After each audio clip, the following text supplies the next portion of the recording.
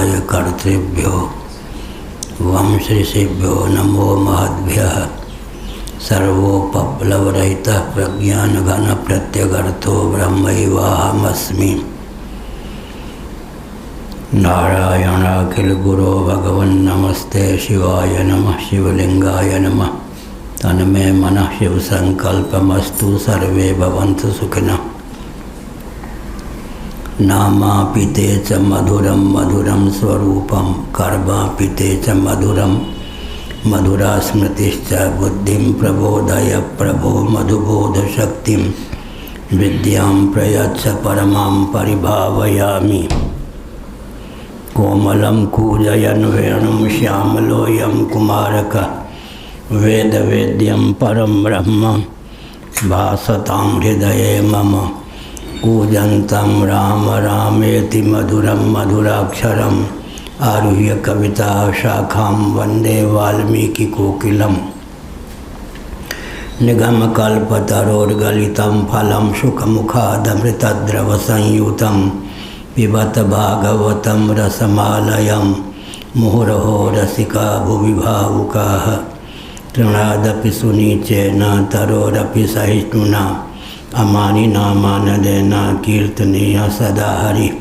नारायणाखिल गुरो भगवन् नमस्ते शिवाय नमः। शिवलिंगाय नमः। तन्मे मनः शिव संकल्पमस्तु। सर्वे भवन्तु सुखिनः।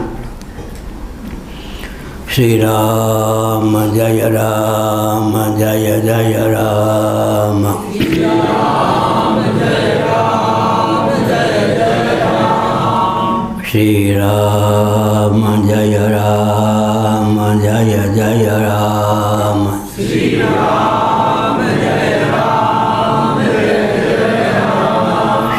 राम जय राम जय जय राम। श्री राम जय राम जय जय राम। धर्म की जय हो, अधर्म का नाश हो, प्राणियों में सद्भावना हो, विश्व का कल्याण हो, गौ माता की जय हो, गोहत्या बंद हो, भारत अखंड हो। सर्वभूत हृदय धर्म सम्राट श्री स्वामी करपात्री जी महाराज की जय हो। श्री जगन्नाथ महाप्रभु की जय हो। श्री बलभद्र महाप्रभु की जय हो। भगवती सुभद्रा देवी की जय हो। हर हर महादेव। गोविंद जय जय गोपाल जय जय। गोविंद जय जय गोपाल जय जय। राधा रमण हरि गोविंद जय जय। राधा रमण हरि गोविंद जय जय। श्री कृष्ण गोविंद हरे मुरारे। श्री कृष्ण गोविंद हरे मुरारी। हे नाथ नारायण वासुदेव। हे नाथ नारायण वासुदेव। गोविंद जय जय गोपाल जय जय। गोविंद जय जय गोपाल जय जय। राधा रमण हरि गोविंद जय जय।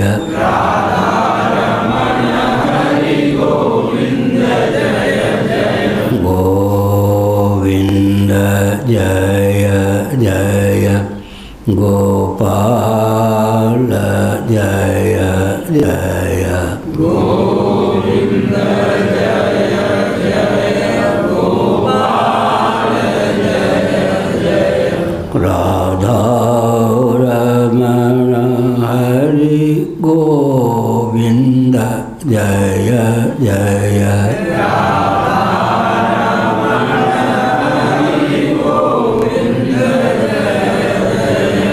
गोविंद जय जय गोपाल जय जय।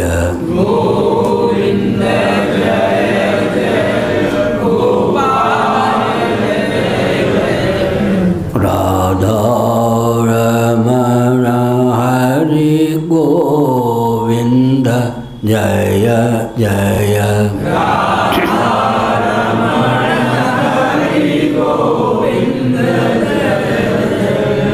श्री वृंदावन बिहारी लाल की जय। नमो माधुर्य शंभो शिव शिव शिव शिव शिव शिव नारायण नारायण नारायण।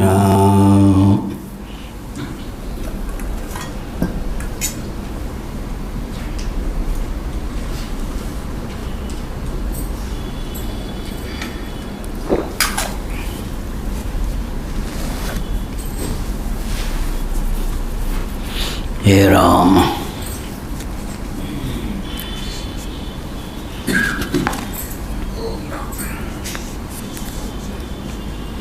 श्रीमद्भागवत सप्तम स्कंध अध्याय 10।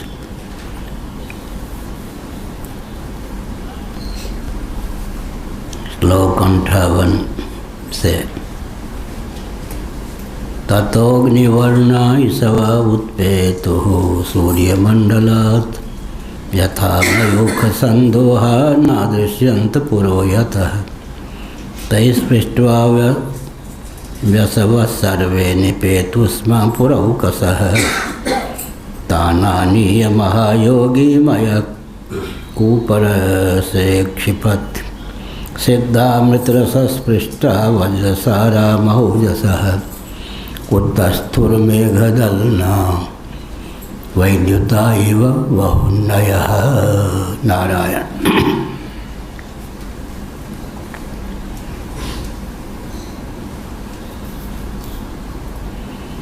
असुर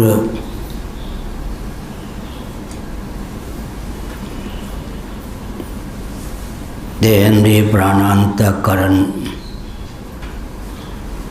की दृष्टि से बलवान होते हैं। मरो मारो की भावना से भावित होते हैं। जगत के हित पर पानी फेरने के लिए ही वो जन्म लेते हैं। क्षयाय जगतो हिता।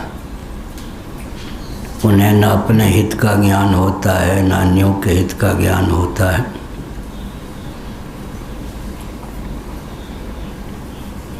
कल हमने कहा था कि जो तमोगुणी होते हैं लूटो पीटो मौज करो की भावना से भावित होते हैं। रजोगुणी खाओ पियो मौज करो की भावना से भावित होते हैं। सात्विक जो व्यक्ति होते हैं जियो जीने दो की भावना से भावित होते हैं। जो शुद्ध सात्विक गुणातीत होते हैं वे सबके प्रिय और हितकर जीवन यापन करते हैं। उनके जीवन का उपयोग सर्वभूत हितैषिता की भावना से भावित होता है। अब आत्मनिरीक्षण करना चाहिए कि मैं किस कोटि का हूँ। व्यक्ति आत्मनिरीक्षण नहीं करता इसलिए जीवन में दिशाहीनता प्राप्त होती है। नित्य ही जीवन में दो प्रकार का संवाद होना चाहिए। अपने जीवन में अगर संवाद नहीं है तो परिवार में संवाद क्या होगा, पड़ोसियों से संवाद क्या होगा, प्रांतीय और राष्ट्रीय स्तर का संवाद क्या होगा, विश्व स्तर का संवाद क्या होगा। श्री तुलसीदास जी महाभाग के द्वारा विरचित विनय पत्रिका नामक अद्भुत ग्रंथ है। मनोरम पद्यों से संबलित संयुक्त है।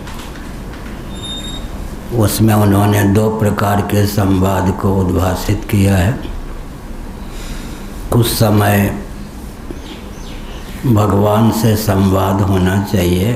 भाव जगत में समझें कि भगवान मेरे सम्मुख हैं। अपनी दीनता दरिद्रता भगवान के प्रति निवेदित करें। आप अंशी सदृश हैं, मैं अंश सदृश हूँ। हे प्रभु, मुझे वह बल और वेग दीजिए कि मैं सन्मार्ग पर चल सकूं, आपकी प्राप्ति में मेरे जीवन का उपयोग और विनियोग हो सके। भगवान से संवाद करना ही चाहिए नित्य। भाव राज्य में भगवान को प्रतिष्ठित कर कुछ समय स्वयं को गुरु और मन को शिष्य समझकर मन को समझाना चाहिए। अहम गुरुर महाबाहो मन शिष्यम च विद्धि में महाभारत अनुगीता पर्व के अनुसार अर्जुन को भगवान श्री कृष्ण ने गुरु शिष्य के संवाद के माध्यम से आध्यात्म विद्या का उपदेश किया। बाद में कहा कि यह कोई ऐतिह्य तथ्य नहीं है, मैं ही गुरु और मैंने अपने मन को शिष्य बनाकर जो समझाया वही तुम्हारे सामने मैंने प्रस्तुत किया है। अहम गुरुर महाबाहो मन शिष्यम च विद्धि में कुछ समय मन को भी समझाना चाहिए, स्वयं को गुरु समझकर, मन को शिष्य समझकर, स्वयं को पालक सखा, मन को बालक सखा समझकर, स्वयं को स्वामी और मन को सेवक समझकर समझाना चाहिए। दो प्रकार का संवाद नित्य ही जीवन में हो तो जीवन में दिशाहीनता नहीं प्राप्त होती। जो स्वयं संवाद नहीं करते वो दूसरों से संवाद क्या करेंगे और वे दूसरों को समझाने में भी सफल कैसे होंगे। इसलिए संवाद होना चाहिए। जो असुर होते हैं वे अपने हित पर पानी फेरने में समर्थ होते हैं, अन्यों के हित पर भी पानी फेरने का व्यसन होता है। वैसे ऋग्वेद आदि में असुर शब्द प्रशंसा का वाचक भी है। यजुर्वेद में असुरिया नाम ते लोका निंदा का वाचक भी है। असुर का अर्थ होता है असु से प्राण से उपलक्षित देहेंद्रीय प्राणांतकरण, जिनका बल और वेग से संपन्न हो उनका नाम असुर है। यह प्रशंसावाचक है। निंदावाचक कब है? जब कोई व्यक्ति अपने शक्ति का दुरुपयोग करता है। शक्ति का दुरुपयोग क्या है? अन्यों को पीड़ित करने में बल का उपयोग करता है, तब निंदावाचक हो जाता है। जीवन में शक्ति हो और उसके दुरुपयोग की भावना न हो तो चार चांद लगे, भगवत प्राप्ति का मार्ग प्रशस्त हो। मैदानव ने 3 प्रकार के पूर्व बनाया, सुवर्ण, रजत और लौहमय त्रिपुर। हमारे आपके जीवन में भी एक कारण शरीर है, एक सूक्ष्म शरीर है, एक स्थूल शरीर है। तीनों शरीर हमारे लिए पूर्ण हैं, इनमें हम निवास करते हैं। जो स्थूल शरीर है वो सूक्ष्म शरीर का भी व्यंजक संस्थान है। स्थूल शरीर के बाह्य भाग में पंच कर्मेंद्रियों और पंच ज्ञानेंद्रियों को व्यक्त करने के संस्थान हैं। इसके अभ्यंतर भाग में पंच प्राणों को अंतःकरण चतुष्ट या अंतःकरण पंचक को व्यक्त करने के संस्थान है। समग्र स्थूल शरीर सूक्ष्म शरीर का भी व्यंजक संस्थान है। सूक्ष्म शरीर कारण शरीर का भी व्यंजक संस्थान है। कारण शरीर जीव का भी व्यंजक संस्थान है। जीवंधन जगदीश्वर का भी व्यंजक संस्थान है। जगदीश्वर जीव और जगत का मौलिक स्वरूप ब्रह्म ही सिद्ध है। यह वेदों का तात्पर्य। एक ब्रह्म ही अचिंत्य माया शक्ति के योग से स्वयं को जीव जगत जगदीश्वर तीनों रूपों में उद्भासित करता है। शुद्ध सत्व प्रधान प्रकृति के योग से जगदीश्वर होता है ब्रह्म। मलिन सत्व गुण प्रधान प्रकृति के योग से जीव होता है ब्रह्म। तम प्रधान प्रकृति के द्वार से जगत होता है। पंचदशी नामक ग्रंथ के प्रथम प्रकरण का यही सारार्थ है। त्रिपुर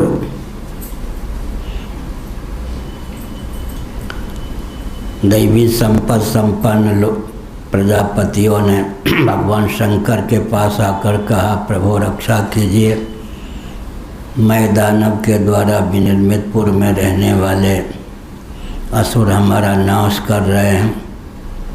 हम आपके यहाँ था, हे देवाधिदेव आप हमारी रक्षा कीजिए।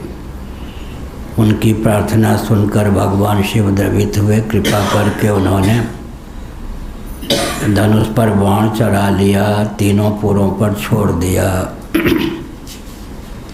शांतम शिव मद्वैतम चतुर्थम मन्यन्ते स आत्मा विज्ञेय। मांडूक्य उपनिषद। शिव तत्व आत्मा का नाम है। भगवान शिव के 3 नाम होते हैं, एक स्वरूप प्रधान, एक स्वभाव प्रधान, एक प्रभाव प्रधान। शिव, शंकर, प्रलयंकर, ये 3 नाम हैं।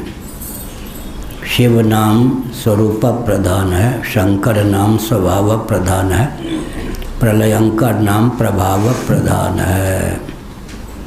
शिव, शंकर, प्रलयंकर।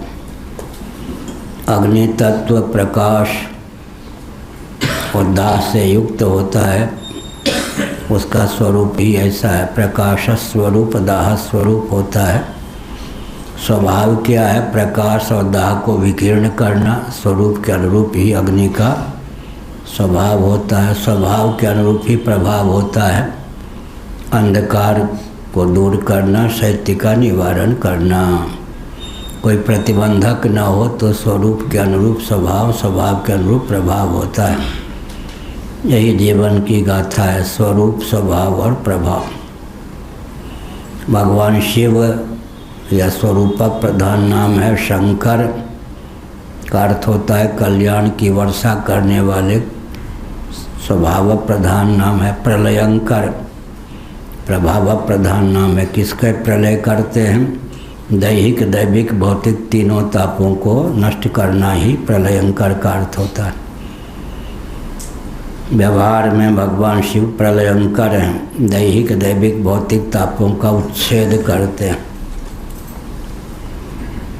हमारे जीवन में भी त्याग का बल प्रतिष्ठित है। अपने जीवन पर अगर गंभीरतापूर्वक विचार करें तो जीवन में स्वस्थ क्रांति की उद्भावना हो सकती है। लोकोत्तर शक्ति का समुदाय हो सकता है। त्यागात् शांतिरनंतरम, गीता 12वें अध्याय के अनुशीलन से यह तथ्य है कि त्याग से शांति की प्राप्ति होती है। उत्तर प्रदेश में कहावत है, रपट पड़े तो हर गंगा। गंगा के तट पर विचरण कर रहे थे, स्नान करने की, गंगा में नहाने की भावना तो नहीं थी, लेकिन फिसल गए। डूबे तो नहीं, लेकिन गंगा स्नान हो ही गया। रपट पड़े तो हर गंगा। ऐसे ही त्याग अगर अनिच्छन्नपि भी हो जाए तो उससे लाभ प्राप्त होता है। त्यागात् शांतिरनंतरम, अगर बुद्धिपूर्वक त्याग हो तो परम कल्याण होता है। अनिच्छन्नपि भी जीवन में त्याग हो जाए तो उससे व्यक्ति लाभान्वित होता है। हम उदाहरण दिया करते हैं, किसी न किसी शरीर में पूर्व जन्म में तो हम आप थे ही, मरना नहीं चाहते थे, फिर भी कालक्रम से शरीर का वियोग हो गया, पूर्व देह का त्याग हो गया। उसका लाभ हमको आपको मिल रहा है। पुराने शत्रु, मित्र, रिश्तेदार, नातेदार किसी का स्मरण नहीं है। किसकी पत्नी, किसका पति, कुछ भी पता नहीं। किसका पुत्र, किसके पिता, किसकी पुत्री, कुछ भी पता नहीं। त्याग का लाभ हुआ या नहीं? एक जन्म के रिश्तेदार, नातेदार के फंदे में व्यक्ति फंस जाता है, लेकिन यह त्याग की महिमा है कि पूर्व जन्म के कोई रिश्तेदार, नातेदार का भी भान नहीं है। क्यों? त्यागात् शांतिरनंतरम।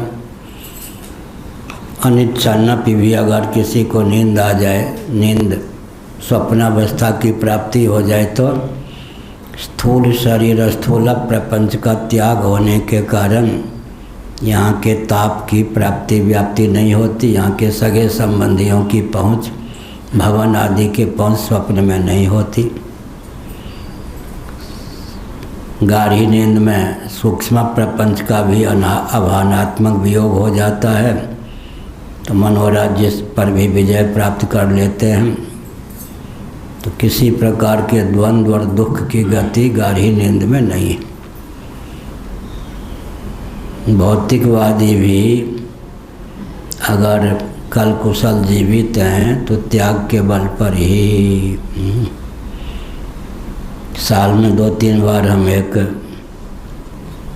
गाथा सुनाते हैं। सन 1972 में वृंदावन में मैं पूज्य उड़ियाबाजी महाभाग के आश्रम में रहता था। एक दिन के लिए ज्योतिष पीठ के मान्य जगत गुरु शंकराचार्य श्री कृष्ण बोधाश्रम जी महाभाग वहाँ पधारे। सत्संग भवन में वे अकेले बैठे थे। मैंने अच्छा अवसर समझकर मर्यादा का पालन करते हुए कुछ दूरी पर बैठना उचित समझा।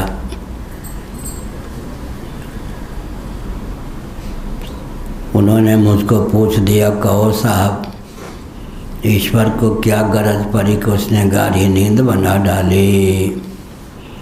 मैं चाहता तो उत्तर दे सकता था, लेकिन मैंने कहा, भगवान मैं आपका बालक विद्यार्थी हूँ। आपने जो प्रश्न किया उस प्रश्न का उत्तर मैं आपके श्री मुखारबिंद से ही सुनना चाहता हूँ। बहुत प्रसन्न हुए और लगभग 45 मिनटों तक झूमते हुए उन्होंने अपने द्वारा किया गया प्रश्न का उत्तर स्वयं दिया। उन्होंने कहा कि देखो,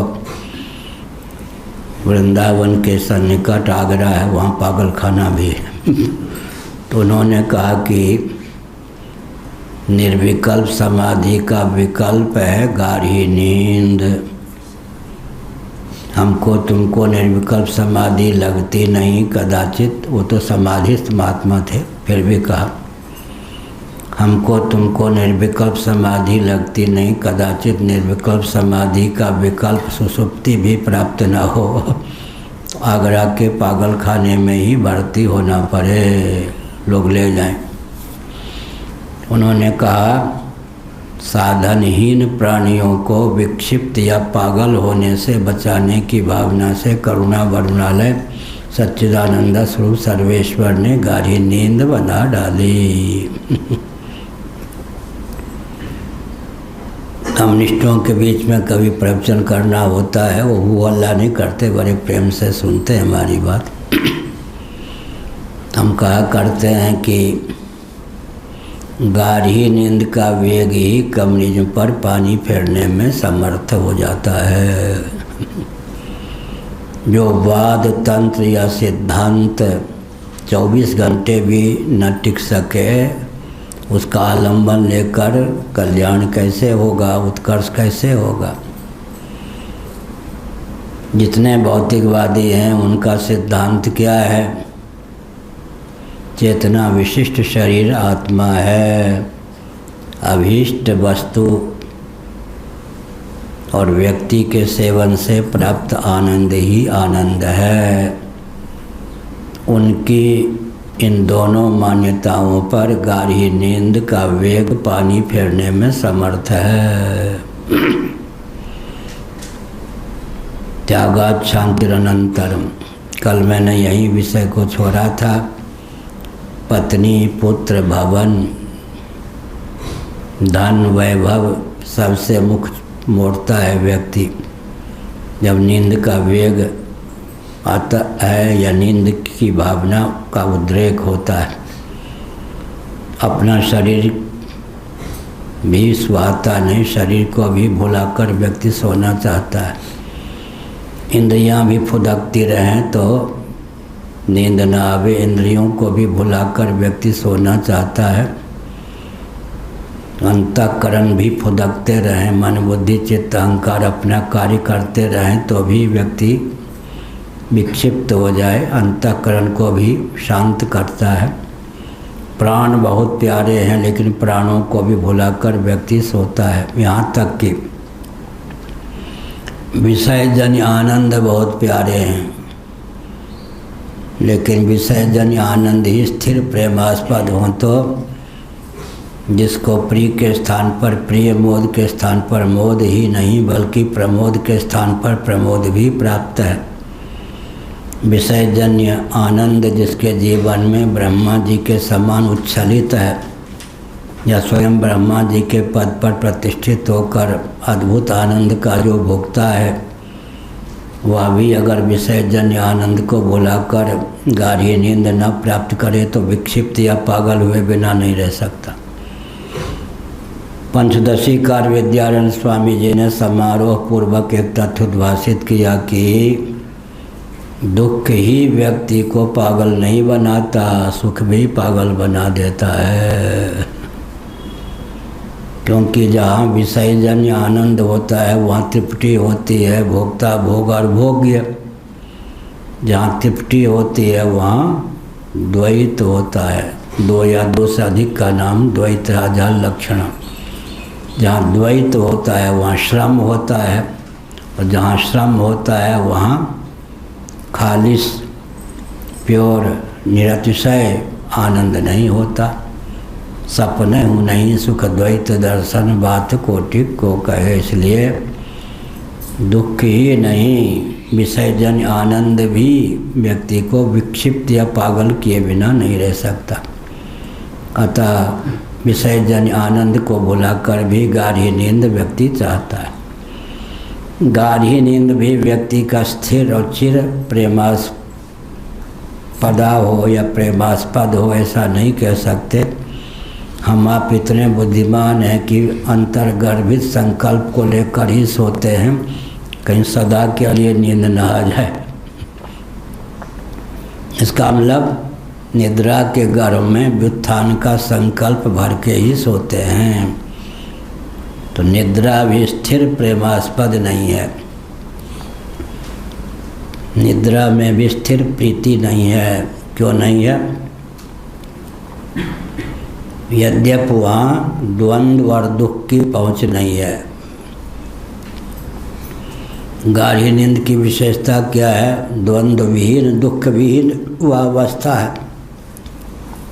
सर्दी गर्मी भूख प्यास किसी भी द्वंद्व की पहुँच गाढ़ी नींद में नहीं है। और दैहिक दैविक भौतिक ताप में किसी ताप की पहुँच भी गाढ़ी नींद में नहीं है।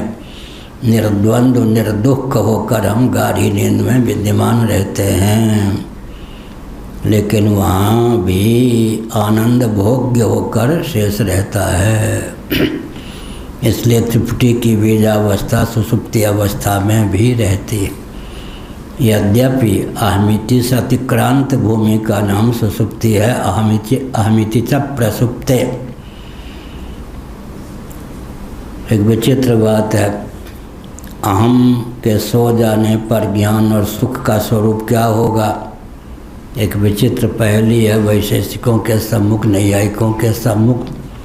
अहम के सुप्त हो जाने पर अहमिचा प्रसुप्ते। साथ ही साथ जो महानुभाव अहम को ही आत्मा मानते हैं उनके लिए भी एक चुनौती है।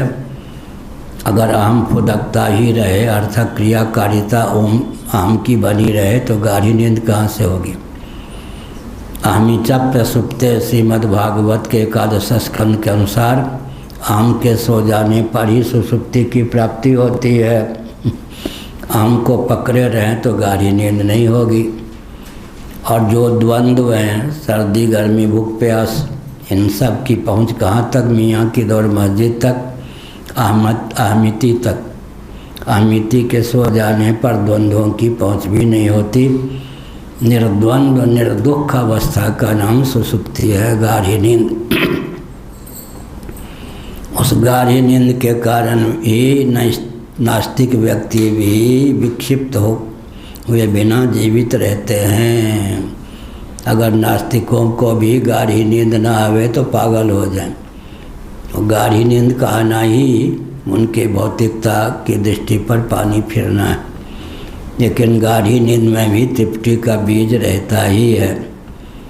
उस तृप्ति के बीज को तत्वज्ञान से दग्ध कर देने की क्षमता जिनमें है वे जीवन मुक्त होते हैं। तो त्रिपुर में रहने वाले जो असुर हैं वो हमको नष्ट कर रहे हैं। एक सोने का भवन, एक चांदी का भवन और एक किसका भवन, लोहे का भवन उन्होंने बना रखा। हमारी रक्षा कीजिए। भगवान शिव से कहा, शांतम शिव मद्वैतम चतुर्थम मन्यन्ते सात्मा सविज्ञया। उनकी प्रार्थना सुनकर भगवान शिव ने कृपा पूर्वक कहा, डरो मत। फिर उन्होंने अपना धनुष संभाल लिया। भगवान शिव को भी धनुष संभालना ही पड़ता है। महाभारत में लिखा है कि 4 पूषा, त्वष्टा, अर्यमा, ब्रह्मा, हिंदुओं के 4 देवता हैं जो अस्त्र शस्त्र धारण नहीं करते न उसका प्रयोग करते हैं। कौन कौन? पूषा, त्वष्टा, अर्यमा और ब्रह्मा जी। तो जो देवी देवता, यहाँ तो पूषा, त्वष्टा, अर्यमा और ब्रह्मा जी चारों देवता ही हैं। जो देवता अस्त्र शस्त्र धारण नहीं करते उनकी कभी कभी कहीं कहीं पूजा होती है। निशस्त्रीकरण वालों की पूजा नहीं के बराबर। नेहरू जी ने निशस्त्रीकरण का अभियान चलाया। एक हमारे सहपाठी कानपुर गन फैक्ट्री में पदाधिकारी थे। उन्होंने मुझे बताया कानपुर में जब चीन ने आक्रमण कर दिया तब नेहरू जी भगे, कानपुर आए, कुछ हथियार, लोगों ने कहा सुई भी यहाँ नहीं है। आपने निशस्त्रीकरण के चपेट में आकर के हथियार बनाने पर प्रतिबंध लगा दिया। चीन के आक्रमण के बाद नेहरू जी को पक्षाघात हुआ था, वो हम लोगों को मालूम है, छिपाया गया लेकिन हमको मालूम। सर पे हाथ रखा, अपनी भूल पर पश्चाताप किया। गन फैक्ट्री कानपुर में एक सुई का ही रचना भी, निशस्त्रीकरण। तो हमने संकेत किया, हमारी देवियाँ, हमारे देवता क्या करते हैं? अस्त्र शस्त्र धारण करते हैं। 4 का नाम लिया महाभारत के अनुसार, पूषा, त्वष्टा, अर्यमा, ब्रह्मा। ये अस्त्र शस्त्र धारण नहीं करते तो कभी कभी कहीं कहीं इनकी पूजा होती है। यद्यपि निशस्त्रीकरण के पक्षधर नहीं है, फिर भी निशस्त्रीकरण के अभिनेता होने के कारण कभी कभी कहीं कहीं पूजा होती है। इसलिए हमारे भगवान, हम भगवती देखिए अष्टभुजी, हमारे भगवान विष्णु होते हैं शंख चक्र गदा पद्म।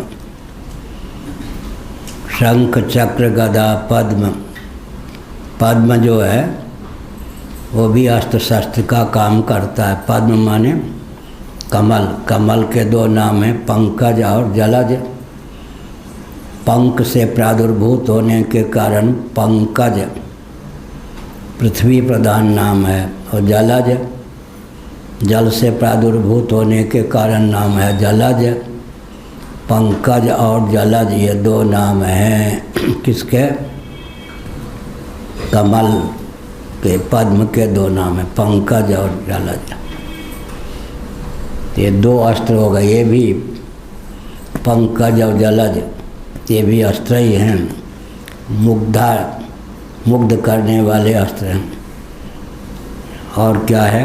शंख चक्र, चक्र जो है तेजस, तेजोमय तेजस अस्त्र है। वायव्य कौन है? गदा। गदा जो है वो वायु तत्व ही गदा के रूप में प्राप्त है। और शंख शब्द का भी व्यंजक संस्थान होने के कारण शंख क्या है? नाभिक आकाश से संबद्ध अस्त्र है। भगवान प्रकारांतर से और भगवती भी प्रकारांतर से पंचभूतों को अस्त्र शस्त्र बनाकर रख करके शिक्षा देने में समर्थ हैं। पद्म पद्म पद्म क्या है? पार्थिव और वारुण जलीय अस्त्र है पद्म भी, विमोहकता की भावना से। और कौन है? चक्र, अग्नि तत्व भी चक्र के रूप में है, वायु तत्व भी गदा और आकाश तत्व ही शंख के रूप में। सघोषो धार्तराष्ट्राणाम हृदयानि व्यदारयत्। शंख बजाया भगवान नर नारायण श्री कृष्ण और अर्जुन ने, अर्जुन और श्री कृष्ण ने। सघोषो धार्तराष्ट्राणाम हृदयानि व्यदारयत्। दुर्योधन आदि के हृदय को विदीर्ण करने में शंख समर्थ हो गया। हमारे पूज्य गुरुदेव कहते थे, पूजन के समय हम शंख बजाते हैं, कुत्तों को पसंद नहीं और रोने लगते हैं। तब कुत्तों को रिझाने के लिए, उनको उद्वेग न हो कि हम शंख बजाना छोड़ दें। कुत्तों को शंख ध्वनि बिल्कुल पसंद नहीं, वो रोने लग जाते जब कोई शंख बजाता है तो। अनुद्वेग करम वाक्यम यस्मान्नोद्विजते लोको लोकान्नोद्विजते चया। लोकों औरों से हम उद्विग्न ना हों, ये तो ठीक है। हमसे लोग उद्विग्न ना हो तो प्रश्न उठता है कि पूजन के समय शंख बजाना छोड़ दें। और कोई नहीं तो कुत्ते तो कम से कम रोने लग ही जाएंगे, उनको शंख ध्वनि पसंद नहीं। हमने संकेत क्या किया? शंख चक्र गदा पद्म। पद्म भी क्या है? अस्त्र ही है, विमोहक मुग्धा शक्ति से संपन्न अस्त्र है। पार्थिव वारुण, चक्र जो है वो तेजस, गदा भगवान रखते हैं, भगवती रखती हैं, वो वायव्य है। और शंख जो है नाभिक आकाश से संबद्ध, अपने व्यक्तियों को आह्लादित करने में, विपक्षियों के हृदय को विदीर्ण करने में शंख का उपयोग होता है। हमने कहा कि हमारे देवी देवता, निकेश जी का स्वास्थ्य ठीक है? हमारे देवी देवता जो हैं वो क्या हैं?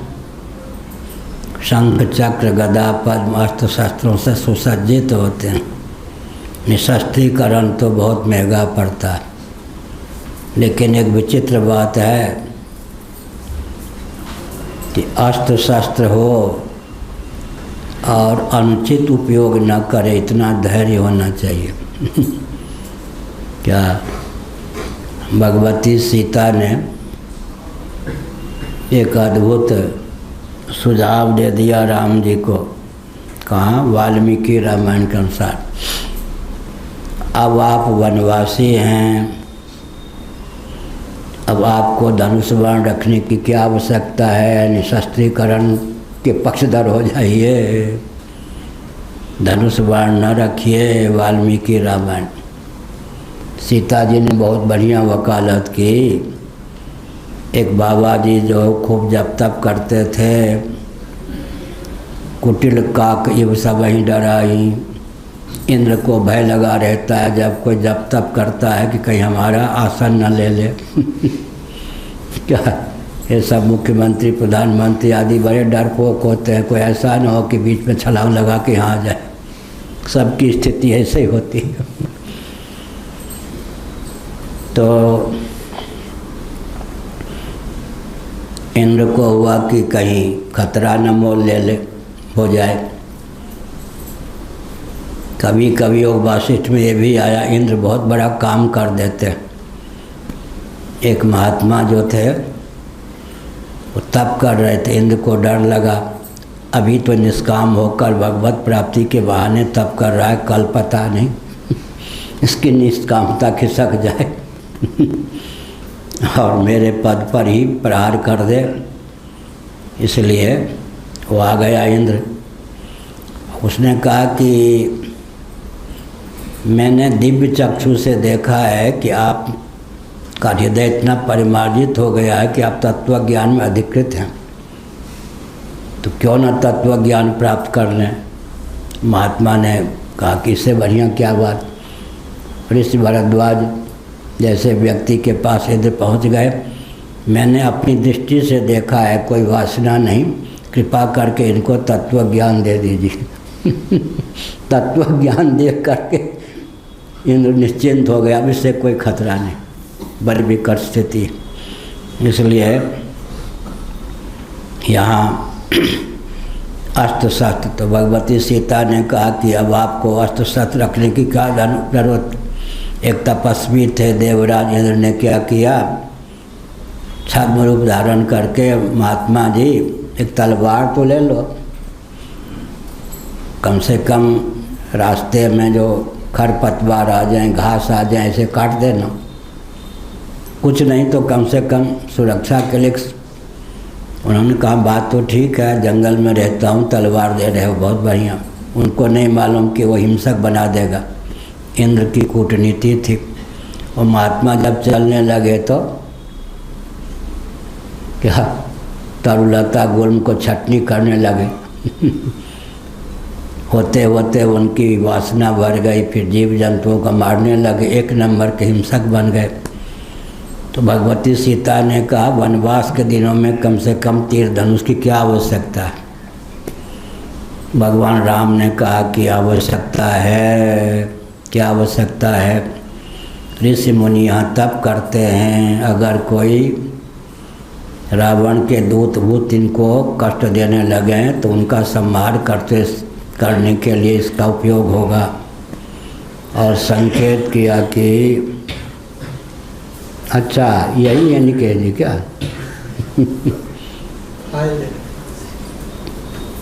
तो धीरे धीरे क्या हुआ, धीरे धीरे हमने संकेत किया कि वो अस्त्र शस्त्र धारण करने पर व्यक्ति हिंसक बन जाता है। तो राम जी ने कहा नहीं, एक मैं धनुष बाण रखता हूँ तो इसका लाभ है। वलकल वसन या मृगचर्म धारण किए हूँ। जिन ऋषि मुनियों को नहीं पता है कि मैं क्षत्रिय हूँ, वो कोई प्रणाम न कर लें, ब्राह्मण मुझको प्रणाम न करें। देखिए, ब्राह्मण मुझको प्रणाम न करें, भगवान के अवतार होकर भी राम जी ने सोचा मैं क्षत्रिय कुल में हूँ, ब्राह्मण कहीं हमको प्रणाम न कर लें। तो ब्राह्मण समझ जाते हैं क्षत्रिय कुल के हैं, एक लाभ ही है। दूसरी बात है, भगवान राम ने संकेत किया कल तुम पर ही कोई संकट आ जाए, कोई चुरा के ले जाए, अपहरण कर ले जाए, तो यही धनुष बाण काम देंगे। हमने क्या संकेत किया, हमारे जो देवी देवता अस्त्र शस्त्र धारण नहीं करते, पूषा त्वष्टा अर्यमा ब्रह्मा, उनकी कम पूजा होती है। अस्त्र शस्त्र धारण करने वाले को धैर्य चाहिए, अस्त्र शस्त्र का दुरुपयोग न करे, लेकिन निशस्त्रीकरण के नाम पर बहुत बवाल मचता है। निंदा में तात्पर्य नहीं है, शिक्षा लेने की आवश्यकता है। श्री चैतन्य महाप्रभु जी तपस्वी थे, विद्वान थे, संकीर्तन के प्रेमी थे। मैं प्रशंसा कर रहा हूँ। अब उनके नाम पर क्या हुआ, तपस्वी थे चैतन्य महाप्रभु, विद्वान थे और संकीर्तन परायण थे। चेतो दर्पण मार्जनम श्री कृष्ण संकीर्तनम जनादपि सुनीचेन, शिक्षाष्टक के रचयिता। उनके नाम पर छात्र धर्म को उनके अनुयायियों ने शिथिल कर दिया, विलुप्त कर दिया। उस कीर्तन के गर्व से बांग्लादेश बन गया। किसी भी क्षेत्र में अतिशयता घातक है। कीर्तन ने कर दिया कर्तन, बांग्लादेश बन गया ना, विभाजन करवा दिया। और अब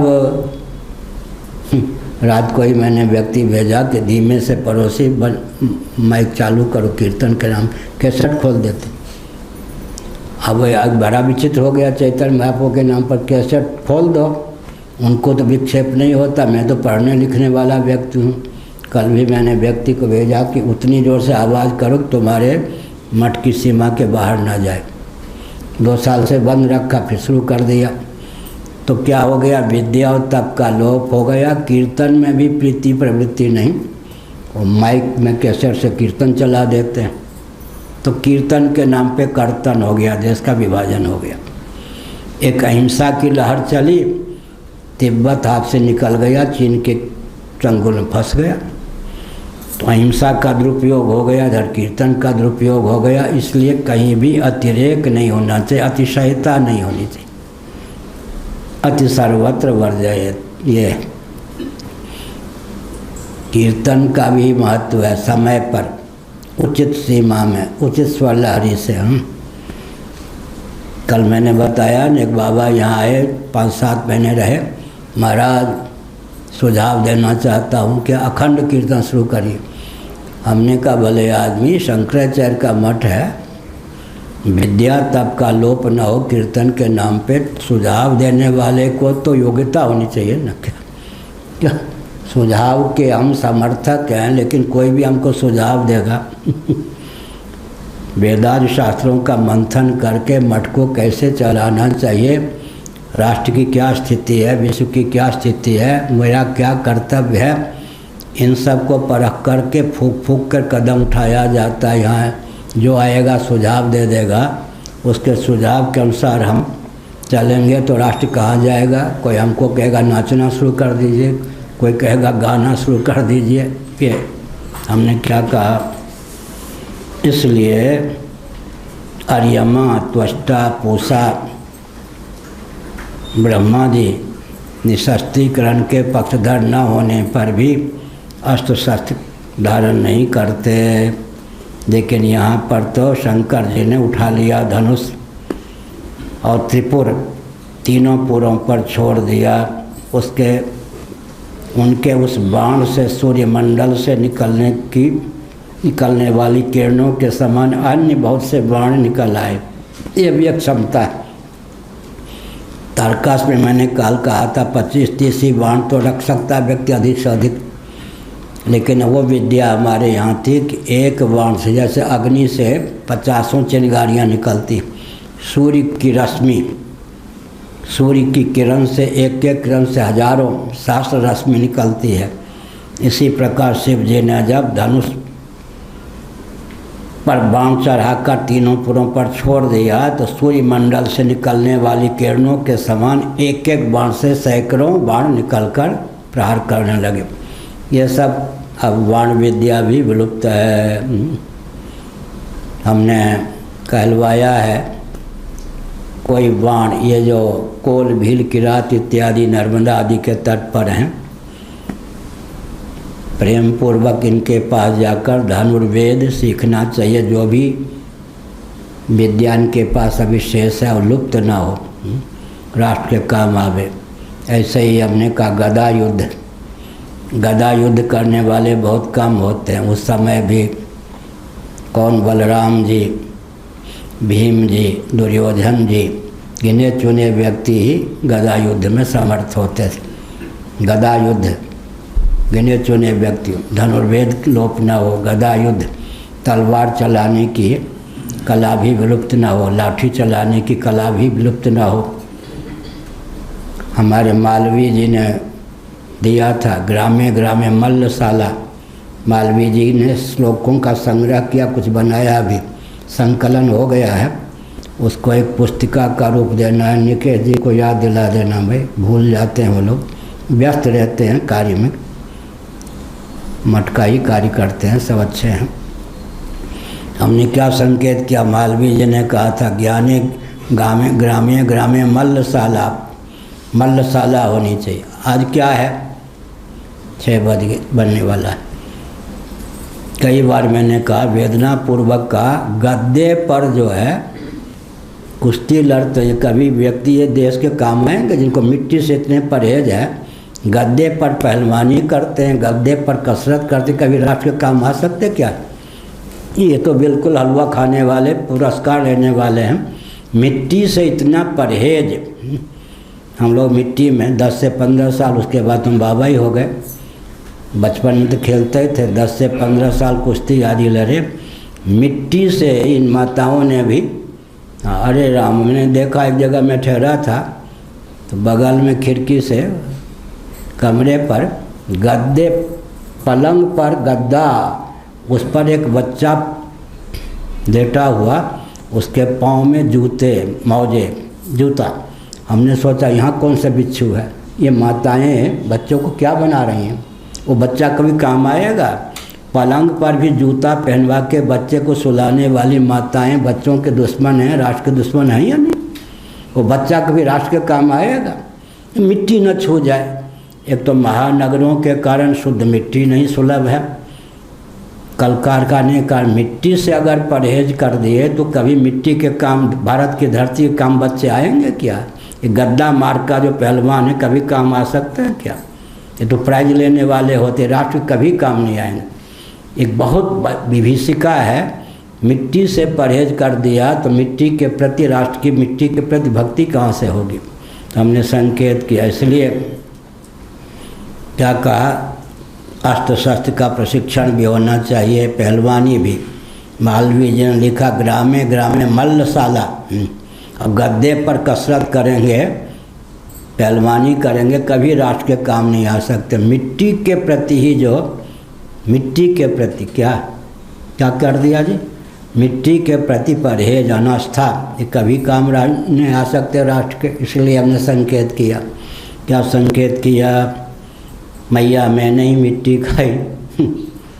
मिट्टी से खेलने देना चाहिए बच्चों को। आप गद्दे पर खेलते हैं, किसी काम नहीं आ सकते राष्ट्र के। राम राम ये ना लग जाए। ये बच्चों की आदत हो गई, यहाँ भी बैठ के उठेगा तो मानो धूल लगे, देखा ना, यहाँ से उठेगा ऐसे करके, फिर बच्चा यूँ यूँ करेगा, धूल लगे, मतलब इतना उसको बचपन से मिट्टी के प्रति अनास्था उत्पन्न कर दी गई। इसलिए हमने संकेत किया कि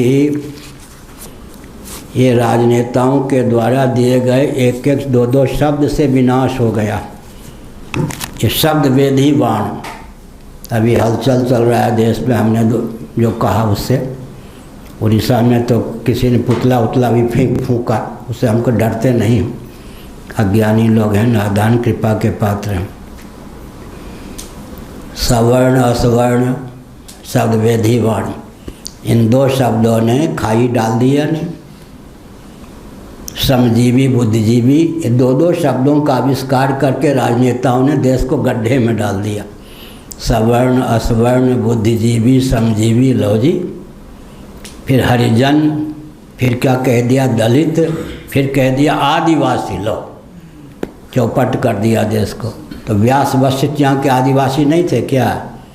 तिलक जी जैसे गुमराह व्यक्तियों का दिया हुआ है कि आर्य बाहर से भारत में आए। ये सब इतिहास पर पानी फेर करके राजनेताओं ने देश को कहाँ पहुँचा दिया। इन सब शब्दों पर प्रतिबंध लगना चाहिए। मेरे वक्तव्य के बाद दलित शब्द पर तो प्रतिबंध लग गया है, लेकिन इन शब्दों पर प्रतिबंध लगना चाहिए। क्या क्या? आदिवासी, तो क्या व्यास वशिष्ठ यहाँ के मूल निवासी नहीं थे? यह शब्द भी तो भारत के इतिहास पर पानी फेरने वाला, आर्य संस्कृति को नष्ट करने वाला है। आदिवासी ये हैं, तो हम लोग कहीं बाहर से आए? व्यास वशिष्ठ कहीं बाहर से आए क्या? आदिवासी शब्द भी एकदम संस्कृति के लिए विध्वंसक सिद्ध है। और क्या कहते हैं? बुद्धिजीवी श्रमजीवी, ये खाई पाट दी। अरे हर व्यक्ति बुद्धिजीवी होता, हर व्यक्ति श्रमजीवी होता है। ज्ञानेंद्रियाँ हैं, हम तो बुद्धिजीवी हैं, कर्मेंद्रियाँ हैं तो क्या है? श्रमजीवी भी हैं। अब बुद्धिजीवी श्रमजीवी, और फिर क्या कहते हैं? दलित शब्द, फिर कह दिया हरिजन शब्द। क्या क्या बवाल ला के रख दिया। शब्दों का मारा हुआ भारत है। राजनेता एक दो शब्द का आविष्कार करके चुनाव जीत जाते हैं, देश को गड्ढे में डाल देते हैं। इसलिए हमने संकेत किया कि स्वस्थ क्रांति के लिए इन सब ग्रंथों का श्रवण करना चाहिए और अपने अस्तित्व आदर्श की रक्षा के लिए वही अब प्रधानमंत्री जी ने कहना छोड़ दिया स्मार्ट सिटी, उससे भी संतोष नहीं हुआ तो अब नहीं कहते हैं, गुनाहग्राही हैं। स्पिरिचुअल स्मार्ट सिटी, लो जी, आप कहाँ ले जाएंगे? वन को कटवा के वनवासी भागे गांव में, गांव से भागे नगर में, नगर से बने महानगर में भागे, महानगर को भी बना दिया राजधानी, उसको छोड़ के दिल्ली भागे, बम्बई भागे, कलकत्ता भागे, इसको छोड़ के विदेश में चले गए। पलायन की पराकाष्ठा विभीषिका। सबसे विकसित जो क्षेत्र है अमेरिका, जो भी रोग होता वहीं से शुरू होता, जो भी उपद्रव होता वहीं से शुरू होता। अब तो आंखें खोलनी चाहिए ना, कोरोना ये सब वहीं से। जो विभीषिका होती है अमेरिका से ही आती है, जिसको आपने आदर्श माना वहीं से तो सारी विभीषिका पैदा होती है। इसका मतलब कि आप वन से परहेज कर दिया, गांव से परहेज कर दिया, छोटे कस्बों से परहेज कर दिया, महानगर को विकास का मापदंड मान लिया। अब हम प्रश्न करते हैं, स्वयं उत्तर देते हैं, प्रवचन को विराम भी देते हैं। महानगर बनाएंगे तो क्या होगा जी? महानगर में शुद्ध मिट्टी की पहुंच नहीं, शुद्ध पानी की पहुंच नहीं, शुद्ध प्रकाश की पहुंच नहीं, शुद्ध पवन की पहुंच नहीं, प्रचुर आकाश की पहुंच नहीं, शुद्ध मुस्कान की पहुंच नहीं, शुद्ध मनोभाव की पहुंच नहीं, संयुक्त परिवार की पहुंच नहीं। महानगर का अर्थ होता है क्या जी? पेट पालो, यही ना। महानगर का अर्थ क्या होता? महानगर का अर्थ क्या हुआ? खाना भोजन करो। मानव जीवन की सार्थकता क्या है? महानगर का अर्थ होता क्या है? कुछ नहीं। महानगर माने विनाश, जहाँ शुद्ध मिट्टी नहीं, शुद्ध पानी नहीं, शुद्ध प्रकाश नहीं, शुद्ध पवन नहीं, प्रचुर आकाश नहीं, शुद्ध मनोभाव नहीं, शुद्ध मुस्कान नहीं। इसका मतलब संतान उत्पन्न करने और भोजन करने की मशीन बना दो मनुष्य को, ये विकास है या ह्रास है जी? इसलिए हमने संकेत किया स्मार्ट सिटी, फिर spiritual smart city. Spiritual smart city कहाँ से हो पाए? सिटी को स्पिरिचुअल कह भी दें, विशेषण एडजेक्टिव लगा के हो ही नहीं सकता। इसलिए ये सब विकास के जो मापदंड, महायंत्रों का प्रचुर आविष्कार और प्रयोग ही आजकल विकास का मापदंड है या नहीं? महायंत्रों का प्रचुर आविष्कार और प्रयोग विकास का मापदंड है। मैं समझ के ही बोल रहा हूँ। और महानगरों, अच्छा, महायंत्रों का संचालन बिजली के द्वारा होता है या नहीं? विकास का मापदंड क्या है? महायंत्रों का प्रचुर आविष्कार और प्रयोग, ठीक।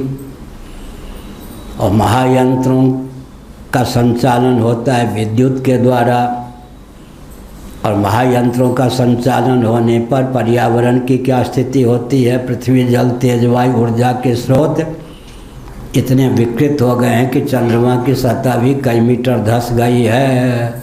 अंत में आज न सही कल, कल न सही परसों महायंत्रों पर प्रतिबंध तो लगाना ही पड़ेगा। बेरोजगारी बढ़ती है, मनुष्य की प्रज्ञा शक्ति, प्राण शक्ति क्षीण होती है। तो सर्वथा विपरीत विकास के नाम पे जो हो रहा है विनाश ही हो रहा है। विकास के नाम पर विनाश। अंत में नारद परिव्राजकोपनिषद और मनुस्मृति में एक वचन है, श्लोक ज्यों के त्यों, मूल वचन है नारद परिव्राजकोपनिषद, मनुस्मृति में समुद्रता, धृति, क्षमा इत्यादि। धर्म के 10 लक्षण हैं। पहला लक्षण क्या है? धृति। धृति माने धैर्य। और थोड़ा विचार कीजिए, अंजन का आँख जय फूटे, हम हों या आप, पाँव के पास शौचालय चाहिए, स्नान घर चाहिए या नहीं? धैर्य, पंचदशी कार विद्यानंद स्वामी जी ने लिखा, धैर्य की पराकाष्ठा हो तो व्यक्ति कैवल्य मोक्ष चाहे, उससे कम माने ब्रह्मलोक तक का वैभव भी जिसके मन को खींच न सके, वो कैवल मोक्ष चाहेगा ना। धैर्य की पराकाष्ठा हो तो कैवल मोक्ष चाहे, उससे कम धैर्य की पराका प्रतिष्ठा हो तो वैकुंठ आदि चाहे, उससे भी कम धैर्य की प्रतिष्ठा हो तो स्वर्ग चाहे, उससे भी कम धैर्य की प्रतिष्ठा हो तो इस समय संयम पूर्वक रहो ताकि बुढ़ापे में कल कुशल जीवन यापन हो सके, लाठी न टेकने पड़े, कमर टेढ़ी न हो गया ना। धैर्य की कमी, धैर्य की पराकाष्ठा। अभी जो है सारी मार कहाँ पड़ती है विकास की, धैर्य पर।